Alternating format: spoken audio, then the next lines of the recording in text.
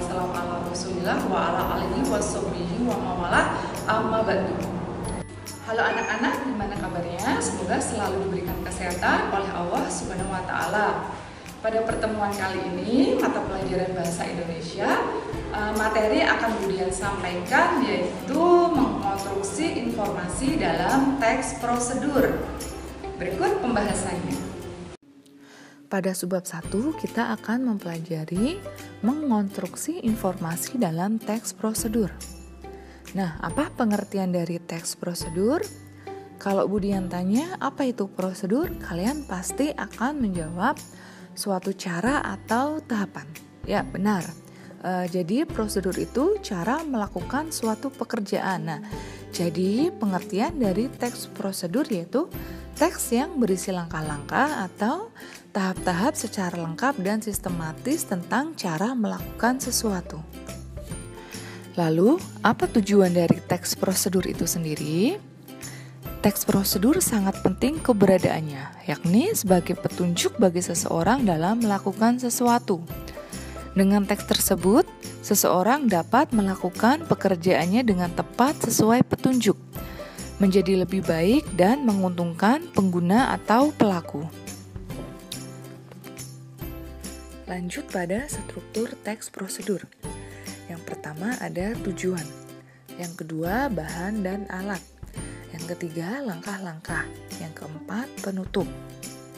Tujuan pengertiannya yaitu pengantar umum sebagai penanda apa yang akan dibuat atau dilakukan dan motivasi dalam melakukannya.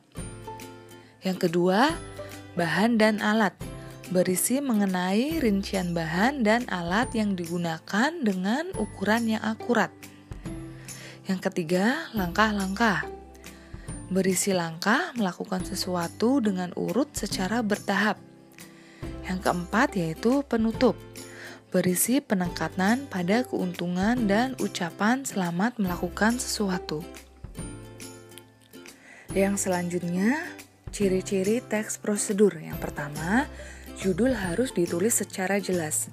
Yang kedua, langkah-langkah kerja dipaparkan secara urut. Yang ketiga, langkah kerja yang satu dengan langkah kerja yang lainnya koheren. Nah, koheren di sini artinya yaitu berkesinambungan. Jadi, langkah kerja yang satu dengan langkah kerja yang lainnya itu berkesinambungan. Yang keempat, teks bersifat informatif. Yang kelima, teks dipaparkan secara terperinci. Yang keenam, isi informasi bersifat objektif. Yang ketujuh, informasi yang disampaikan bersifat universal atau umum. Yang terakhir, teks bersifat aktual, akurat, dan logis. Masuk pada materi selanjutnya yaitu jenis teks prosedur. Ada 3. Yang pertama, teks prosedur sederhana. Yang kedua, teks prosedur kompleks. Yang ketiga, teks prosedur protokol. Teks prosedur sederhana hanya berisi 2 atau 3 langkah saja. Contohnya, prosedur untuk mengoperasikan setrika. Yang kedua ada teks prosedur kompleks. Nah, pengertiannya di sini yaitu prosedur yang terdiri atas banyak langkah dan jenjang untuk tiap tahapannya. Contohnya, prosedur mengurus visa. Yang ketiga ada teks prosedur protokol, yaitu teks prosedur yang langkah-langkahnya sangat sederhana dan mudah dipahami. Contohnya, cara menyalakan komputer. Nah, di sini Budian paparkan contoh ketiga dari teks prosedur. Yang pertama ada contoh teks prosedur sederhana. Bisa disimak dan dibaca terlebih dahulu. Di sini ada teks prosedur cara memasak mie instan. Nah, ini ada langkah-langkah kerjanya. Nah, ini langkahnya sangat sedikit ya. Maksudnya bisa terdiri dari 2 atau 3 langkah saja. Yang selanjutnya ada contoh teks prosedur kompleks. Cara mengurus visa. Nah, jelas ya di sini terdiri dari banyak langkah untuk tiap jenjangnya. Bisa dibaca terlebih dahulu.